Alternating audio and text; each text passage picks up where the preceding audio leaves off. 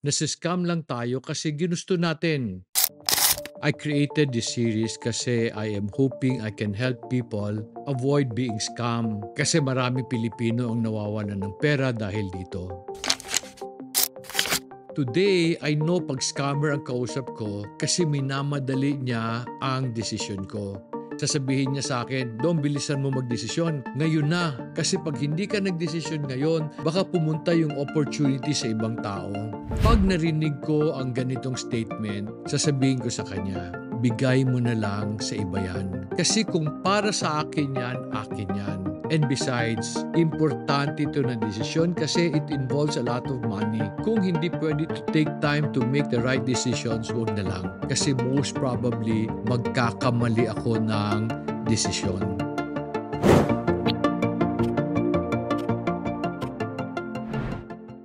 This is the third lesson ng anti-scam series na ginawa ko.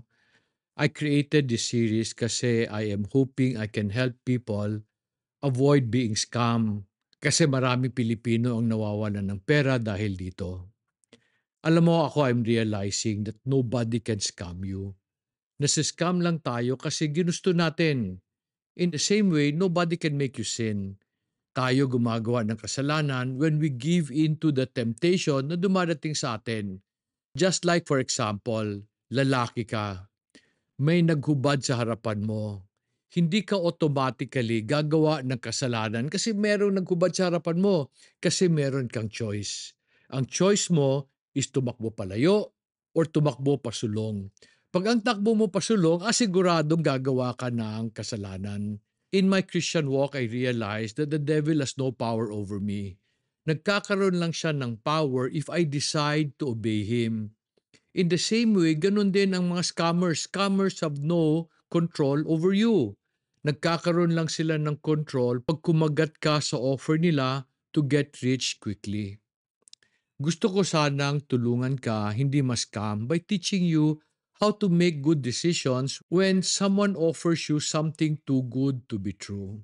Ang gagamitin kong reference is a set of verses I found in Ephesians chapter 5, verses 15 to 17. Basahin ko siya ha. Sabi ng verse 15, therefore, be careful how you walk, not as unwise men but as wise, making the most of your time because the days are evil. Then do not be foolish but understand what the will of the Lord is. Whenever I make decisions, I remember three things. I bear this in mind in responding to opportunities and problems before me. One, Ephesians chapter 5 says, be careful because the days are evil. Yung second, sabi niya, make the most of your time or opportunity. And lastly, be wise by understanding the will of the Lord. First, simulan natin by trying to understand kung ano ang ibig sabihin ng be careful because the days are evil. While most experts will say, bilisan mo kasi sayang ang panahon. Ako naman, I will tell you, huwag mong bilisan kasi pag nagkamali ka ng desisyon, hindi lang masasayang ang panahon mo, pati ang pera na magagastos mo. Can I ask you a question? Nagkamali ka na ba ng desisyon? I believe many times, nagkamali na rin ako ng desisyon. Kailan tayo nakakagawa ng maling desisyon? Di ba oftentimes pag nagmamadali tayo? Today, I know pag scammer ang kausap ko kasi minamadali niya ang desisyon ko. Sasabihin niya sa akin, Dom, bilisan mo magdesisyon. Ngayon na. Kasi pag hindi ka nagdesisyon ngayon, baka pumunta yung opportunity sa ibang tao. Pag narinig ko ang ganitong statement, sasabihin ko sa kanya, bigay mo na lang sa iba yan. Kasi kung para sa akin yan, akin yan. And besides, importante ito na desisyon kasi it involves a lot of money. Kung hindi pwede to take time to make the right decisions, wag na lang. Kasi most probably, magkakamali ako ng desisyon. Kung totoong maganda yan, andyan pa rin yan maski I decide next month. Bakit tayo hindi dapat magmadali sa desisyon? Kasi sabi ng Ephesians chapter 5, the days are evil. Friends, what's so evil about our days? I found the answer in Colossians chapter 2 verse 8. Sabi ni Paul sa mga taga-Colossians, "See to it that no one takes you captive through philosophy and empty deception, according to the tradition of men, according to the elementary principles of the world, rather than according to Christ." Sabi ni Paul sa mga Colossians, mag-ingat kayo kasi marami ang mangloloko. And they will use traditional wisdom from men and not from the Lord. They will take you captive through deceptive philosophies. Kaya sabi ko in the past lesson, scamming is not new to our times. Maski sa panahon ni Paul, nangyayari yon, and naniniwala ako na nangyayari yon even during the time of Abraham. Kaso lang, mas madalas ngayon and mas maraming paraan. Kaya kailangan tayo mag-ingat sa mga desisyon na gagawin natin. Friends, may nangloko na ba sa'yo? Meron na bang nag-scam sa'yo? Yung nangloko sa'yo, kilala mo o hindi? Most of the time, kilala mo. Kung hindi mo man kilala yung tao behind the scam, yung nag-present sa'yo ng opportunity, kilala mo na scam na siya nung tao na yon. Oftentimes, ang nakakapangloko sa atin, kaibigan, kamag-anak, minsan pa kasama sa simbahan. So be careful because there are many evil people around you. And para ka hindi ma-scam, dapat ang focus mo is make the most of your time. Karamihan ng nasa scam are people who want to get rich quickly. Yung iba naman needs to correct the bad financial position they are in. Both of them are looking for a quick fix sa problema nila. Friends, minimum wage earner ka. Gusto mo gumanda ang buhay ng pamilya mo ngayon. And often as you look at the rich people, sabihin mo kay God, Lord, why can't I have what they have? In order to give a better life sa pamilya mo, you will look for ways to earn big money fast. Ang choices mo would be mangutang para makapag-abroad, tumaya sa loto, magsugal, or kaya join get-rich schemes or scams. Ang tanong ko, bakit minimum wage earner ka? Bakit ka in a very bad financial position? Ang sagot, kasi you did not make the most of your opportunities in the past. What do I mean? May nagsabi sa akin na sa Pilipinas lang ang college graduate minimum wage ang sweldo. Ang sagot ko, bakit yung magaling na graduate ng college hindi minimum wage earner? Minsan kaklase mo. Siya mataas ang sweldo, ikaw minimum wage earner. Bakit magkaiba kayo ng sweldo? Kasi yung taong ginalingan nila habang nag-aaral sila sa college, nagkaroon sila ng maraming offers sa mga kumpanyang kailangan yung serbisyo nila. Yung hindi nag-aral, minimum wage lang ang inoffer sa kanya. Kasi hindi niya ginalingan eh. Sana kung ginalingan lang niya, nung nag-graduate siya, maraming mag-o-offer ng maganda. Many Filipinos go to school just for the diploma. Dapat sana they go to school to improve their abilities and increase their value. Pag hindi mo ginalingan sa eskwela, the opportunities you will have when you graduate will be very, very limited. So sino may kasalanan?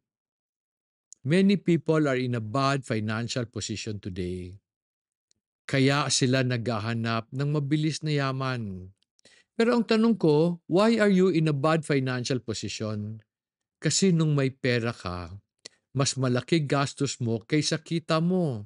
Tapos hindi ka nag-ipon and marami ka pang utang. The reason why people are in a bad financial position is because they did not make the most of their time or opportunities in the past. Nung nagkaroon sila ng pera, winaldas nila. Nung napautang sila kasi meron silang gustong bilhin na hindi na kaya bayaran, nabaon sila, naghirap tuloy sila. So sino ang may kasalanan? The parable of the talent tells us that God will give all of us opportunities to improve our lives. Kaya meron siyang ipagkakatiwala sa atin ng mga resources, possessions, and talents. Let me read to you Matthew 25:14 and 15. For it is just like a man about to go on a journey, who called his own slaves and entrusted his possessions to them.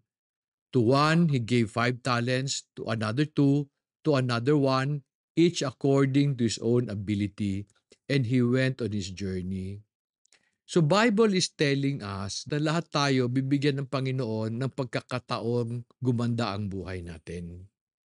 Pero ang ganda ng buhay natin will be determined by how we use what we have already. Yung unang dalawang slave took what the master gave them, they work hard, they double the value.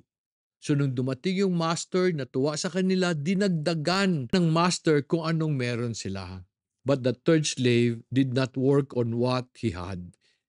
Ang rason lang niya, ayaw niya sa boss niya. Because he wasted this opportunity, alam mo ginawa ng master? Binawi yung binigay sa kanya. Tapos na-disqualify pa siya from future opportunities. Kasi kinulong siya ng master niya eh.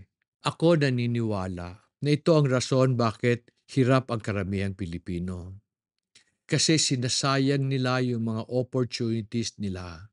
Kaya ang advice ko sa lahat sa inyo, pag binigyan ka ng pagkakataon na mag-aral, mag-aral ka mabuti para gumanda ang future mo. Huwag kang mag-aral para sa diploma kasi walang silbi ang diploma kung pumasa ka na walang alam.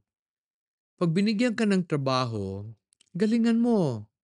Kasi ang matututunan mo sa pagtatrabaho mo, pwede mong gamitin in the future to build your own business. Kaibigan, do not waste the opportunities God gives you. Today, whatever you have, maski sabihin mo, ayaw ko yung opportunity ko, pangit siya, pagandahin mo. Paano mo pinapaganda ang isang opportunity? Trabahuin mo. Mahalin mo. You have to understand, ang pagmamahal sa trabaho, desisyon. Hindi yan depende sa mga taong kasama mo sa trabaho. Friends, make the most of your time para hindi ka malagay sa isang posisyon na mangangailangan ka ng mabilis na yaman. However, so that you can make the most out of your opportunity, you need to be wise. Sana you are enjoying the first part of the video. Before we go to the remainder of the video, I'd like to ask you sana a small favor. Alam mo ako, I wish I could help more Filipinos become fruitful, and this is the reason why I share the things I've learned in life. Will you help me help other people by subscribing to the channel? Kasi as the subscription of a channel grows, YouTube tends to share this with more people. Tulungan mo ako matulungan ng lahat ng Pilipino maging fruitful. The third principle that I extracted from Ephesians chapter 5 is be wise by knowing the will of the Lord. Ano bang ibig sabihin ng to be wise? I discovered that wisdom is not to know what is right from wrong. Instead, wisdom is to do what is right, not wrong. Maraming Pilipino today ang educated. Alam nila kung ano ang tama, ano ang mali. However, because they put themselves in a bad financial position or nagmamadali sila yumaman, often ang ginagawa nila yung mali, hindi yung tama. And this is the reason why many people in government are corrupt. And this is also the reason why there are many businessmen who fail. Alam nila kung ano ang tama, pero ginawa nila ang mali. A wise man is only wise kasi he knows the will of the Lord and he acts on them. Sabi ng prinsipyo, be wise by knowing the will of the Lord. Ano ba ang will ni God para sa atin?